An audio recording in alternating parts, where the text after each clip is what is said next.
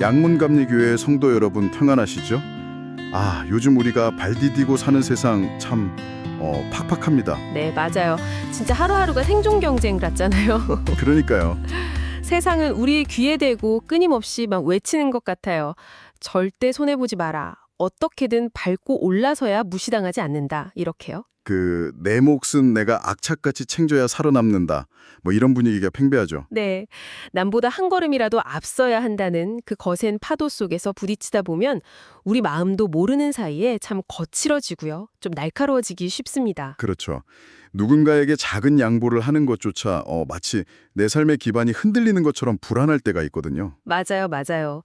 내가 높아져야 안전하다고 믿는 게 어쩌면 우리 인간의 그 슬픈 본성인 것 같습니다. 세상의 법칙 자체가 철저하게 상승 그리고 성취를 향해 있으니까요. 근데요, 오늘 우리가 참 깊이 묵상하고 나눌 조관희 담임 목사님의 고난주일 예배 설교, 동행, 영광을 버리고 고난의 길로 이 설교를 보면요. 네. 예수님은 이 세상의 성공 공식에 완전히 아주 철저하게 역행하셨더라고요. 정말 그 지점이 핵심이죠. 광야에서 십자가까지 이어졌던 그 6주간의 가슴 벅찬 마지막 여정답게 오늘 본문인 빌립보서 2장 말씀이 우리한테 엄청난 충격을 줍니다. 맞습니다.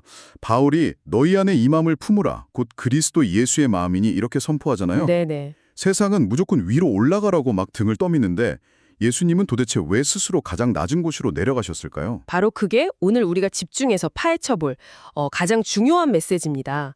이게 단순히 예수님 참 겸손하시네 하고 끝날 감정이 아니거든요.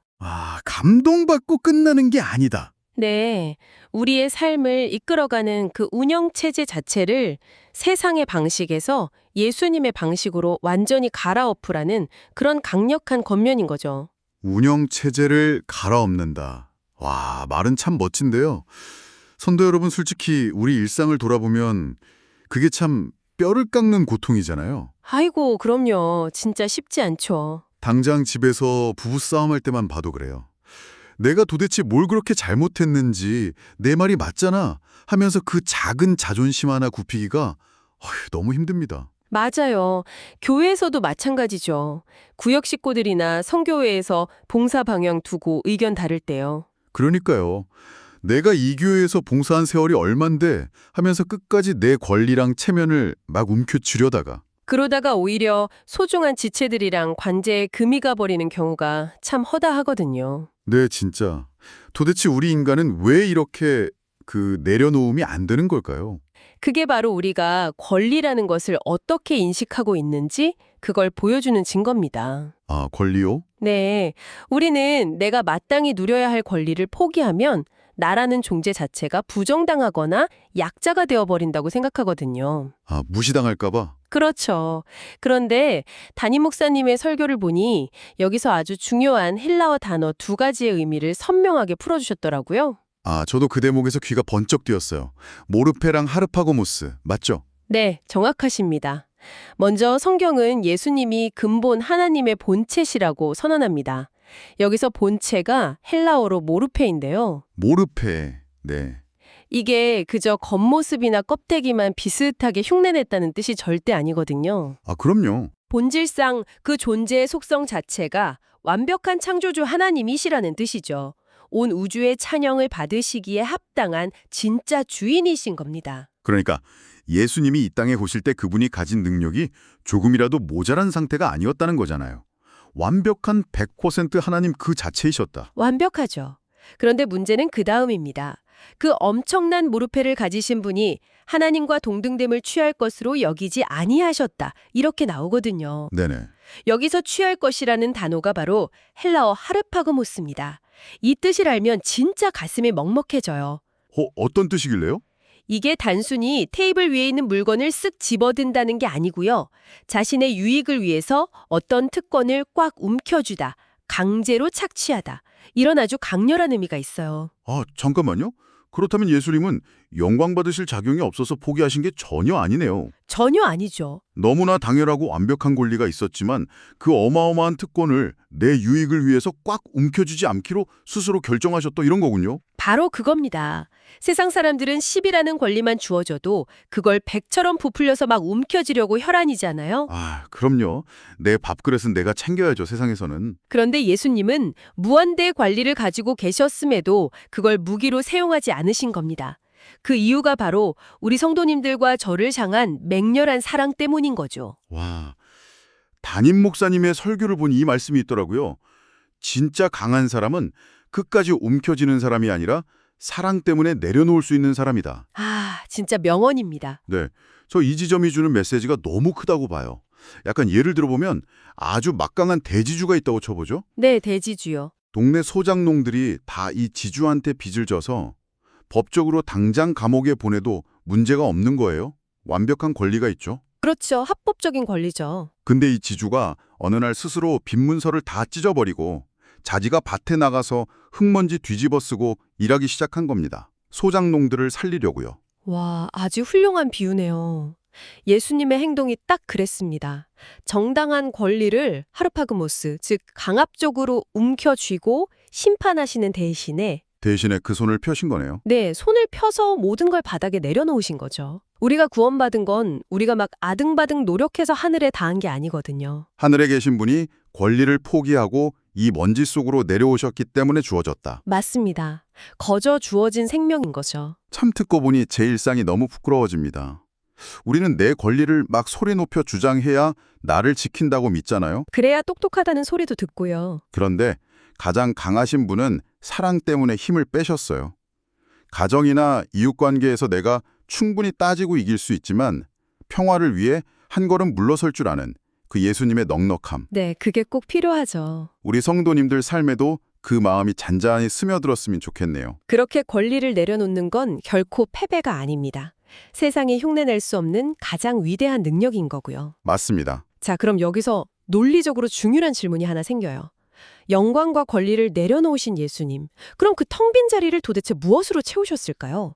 무언가를 내려놓았으니 당연히 다른 좋은 걸로 채우셨겠죠. 놀랍게도 성경은 가져다 채우신 게 아니라 오히려 더 철저히 자기를 비워내셨다고 증언합니다. 와, 더 비워내셨다. 네, 이게 두 번째 핵심문이다. 성도 여러분, 솔직히 이 대목에서 우리 숨겨진 본성이랑 탁 부딪히지 않나요?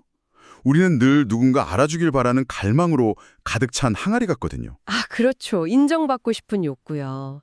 보이지 않는 곳에서 교회 청소할 때나 집에서 매일 희생할 때 누가 내 수고 한 번만 알아줘도 피로가 싹 풀리잖아요. 맞아요.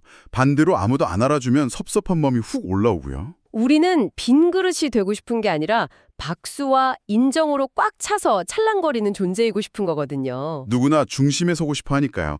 하지만 설교에서 짚어주신 빌립보서 말씀은 그 허영심을 정면으로 찌릅니다. 오히려 자기를 비워 종의 형체를 가지셨다. 아, 비워내셨다. 네, 여기서 기독교 역사상 가장 신비로운 단어 자기 비움, 즉 헬라어 케노시스가 등장합니다. 케노시스. 자기를 완전히 비워내다. 근데 여기서 좀 헷갈려 하실 분들이 계실 것 같아요. 아까 예수님이 모르페, 완벽한 하나님이시라고 했잖아요. 네네. 자기를 비웠다는 게 그럼 하나님으로서의 신성을 잃어버렸다는 뜻이 되는 건가요? 아주 날카로운 질문인데요. 결론부터 말씀드리면 절대 아닙니다. 예수님이 인간의 몸을 입으셨어도 여전히 100% 참 하나님이시거든요. 아, 그럼 케노시스는 무슨 뜻이죠? 신적 본질을 버린 게 아니라 마땅히 누리셔야 할 영광의 광채와 권한을 스스로 가리시고 제한하셨다는 뜻입니다. 시간과 공간의 제약 속으로 들어오신 거죠. 아하, 본질은 그대로인데 스스로 제약을 선택하셨다. 피곤하면 졸음 쏟아지고 못 드시면 배에서 꼬르륵 소리 나고 맞아요. 십자가 앞에서는 피눈물 흘리며 두려워하시고 그 연약한 인간의 한계 속으로 창조주가 직접 걸어 들어가셨다 이런 뜻이군요. 네. 그런데 그 비워짐의 끝이 무슨 왕족이나 귀족의 모습이 아니었어요. 성경은 분명히 종의 형체를 가지셨다고 하잖아요. 종이요. 여기서 쓰인 종이라는 단어가 헬라어로 둘로스 맞죠? 맞습니다. 둘로스. 이게 그냥 단순한 심부름꾼이 아니라고 들었거든요. 네, 품삯 받고 일하는 일꾼이 절대 아닙니다. 자기 이름으로 된 재산 한 푼 없고 거주지 옮길 자유도 없는 완전한 노예를 뜻해요. 와, 세상에. 주인의 소유물로 여겨져서 절대적으로 복속된 존재죠. 온 우주를 창조하신 분이 가장 밑바닥 둘루스의 자리로 내려오신 겁니다. 제자들의 그 냄새나는 발을 무릎 꿇고 씻기시면서요. 아, 참. 담임 목사님의 설교를 보니 예수 믿는다는 것은 세상에서 대접받는 기술을 배우는 게 아니라 섬김의 길을 묵묵히 배우는 것이다. 아, 가슴이 막 먹먹해지는 말씀이네요. 네, 진짜요. 성도 여러분, 우리 공동체를 가만히 들여다보세요. 집이든 직장이든 교회 안에서든 서로 자기가 옳다고 팽팽하게 맞설 때는 꼭 파열음이라고 깨지잖아요. 그렇죠. 다 자기가 주인 되려고 하니까요. 그런데 누군가 한 사람이 져주고 그래 내가 종이 될게 하고 앞치마 두르고 엎드릴 때 그 메말랐던 공간에 다시 생명이 살아나는 기적이 일어납니다. 네, 그게 은혜가 작동하는 신비로운 원리입니다. 하나님은 자기 생각으로 잔뜩 꽉 차 있는 사람을 통해서는 일하실 수가 없거든요. 됨이 없으니까요. 반면에 예수님처럼 케노시스, 자기를 비워낸 사람, 나는 아무것도 아니라고 엎드린 그 빈 공간에 비로소 하늘의 능력을 폭포수처럼 부어주시는 거죠. 아, 비워져야 채워지는군요. 네, 그러니까 비워지는 건 망하는 게 아닙니다. 은혜로 가득 채워질 수 있는 특권을 얻는 거죠. 참 알면서도 살아내기 버거운 원리입니다. 그런데 예수님의 낮아지심이 종의 저리에서 멈추지 않았잖아요. 네, 더 깊은 곳으로 가죠. 세 번째 묵상인데요. 도저히 이해할 수 없는 참혹한 자리, 십자가의 길로 이어집니다. 바울의 선포가 갈수록 하강하죠. 자기를 낮추시고 죽기까지 복종하셨으니 곧 십자가의 죽으심이라. 종이 되신 것도 엄청난 수치인데 생명이 끊어지는 그 저주받은 십자가 텔까지요. 당시 로마 사회에서 가장 끔찍한 사형 방식이었으니까요. 여기서 제가 좀 솔직한 반문을 해보고 싶어요. 성도 여러분도 공감하실 텐데 일상에서 내가 진짜 옳은 일 했고 저쪽이 억지 부리는데 거기다 대고 억울함 꾹 참고 순종하는 건 와, 속이 시커멓게 탑니다. 아휴, 피가 거꾸로 솟죠. 왜 나만 맨날 죽어야 돼? 나도 할 말 있는데 하면서 화산처럼 터질 때가 얼마나 많아요. 어떻게 이런 극한의 순종이 가능하셨을까요? 그 억울함과 자기 증명의 욕구가 사실 우리 안에 뿌리 박힌 죄의 본질이거든요. 아, 죄의 본질이요? 목사님께서 이 부분을 명확하게 설명하시려고 첫사람 아담하고 둘째 아담이신 예수님을 대비해 주셨잖아요. 네네. 아담은 막 높아지려고 선악과 따먹었죠. 그렇죠.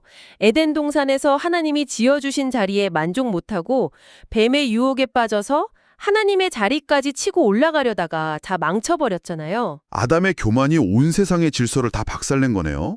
그럼 예수님은 그걸 어떻게 고치신 겁니까? 그 높아지려는 병을 고칠 방법은 정반대되는 극한의 낮아짐밖에 없었던 겁니다. 아, 그래서 예수님은 아담과는 반대로 가장 비천한 자리까지 죽음까지 철저하게 순종하며 내려가신 거죠. 담임 목사님의 설교를 보니 이 부분도 원어로 짚어주셨더라고요. 자기를 낮추시고. 네, 낮추시고가 타페이노라는 단어인데요. 이게 그냥 예의상 고개 숙이는 게 아닙니다. 그럼요. 지위나 품격을 땅바닥까지 끌어내려서 자신을 완전히 무가치한 상태로 낮춘다는 뜻이에요. 겟세마네 동산에서 땀이 핏방울 되도록 기도하셨잖아요. 내 원대로 마옵시고 아버지의 원대로 하옵소서. 네, 그 철저한 자기 부정과 순종, 조롱, 수치, 침뱉음 다 당하시고 그 완벽한 타페이노만이 우리를 살려낼 수 있었기에 기꺼이 가신 겁니다. 와, 담임 목사님의 설교를 보니 이런 말씀이 나오더군요. 우리의 구원은 우리가 무언가를 잘해서 착한 행실로 얻어진 게 절대 아니다. 오직 예수님의 그 완전하신 순종 덕분에 이루어진 것이다. 아멘. 정말 눈물 나는 말씀입니다. 네, 진짜 무릎을 치게 되더라고요. 우리가 아무리 교회 봉사 많이 하고 금식한다고 우리 스스로 구원할 수 있나요? 묵묵히 십자가에서 죽기까지 복종하신 예수님 때문에 우리가 이 은혜 누리는 거잖아요. 맞습니다. 바로 이 지점에서 성도님들이 일상에서 겪는 수많은 손해와 억울함의 의미가 새롭게 해석되는 거죠. 아, 어떻게 해석될까요? 직장에서 정직 지키려다 승진 누락되거나 가정에서 논리로 이길 수 있는데 주님 생각하면서 입술 깨물고 혈기 꺾을 때요. 세상은 바보 같다고 비웃겠죠. 네, 왜 그렇게 사냐고 하겠죠. 하지만 하나님의 눈에는 그게 패배가 아닙니다. 십자가 진리를 내 삶에서 묵묵히 따라 걷는 가장 위대한 순종인 거죠. 성도 여러분, 혹시 오늘 들으시면서 남몰래 삼키는 눈물이나 억울함, 상처가 떠오르시는 분들 계실 겁니다. 제가 왜 이렇게까지 낮아져야 합니까? 막 탄식하면서요. 네, 분명 계실 겁니다. 그때 아무 변명 없이 십자가 길 걸어가신 예수님을 깊이 바라보셨으면 좋겠어요.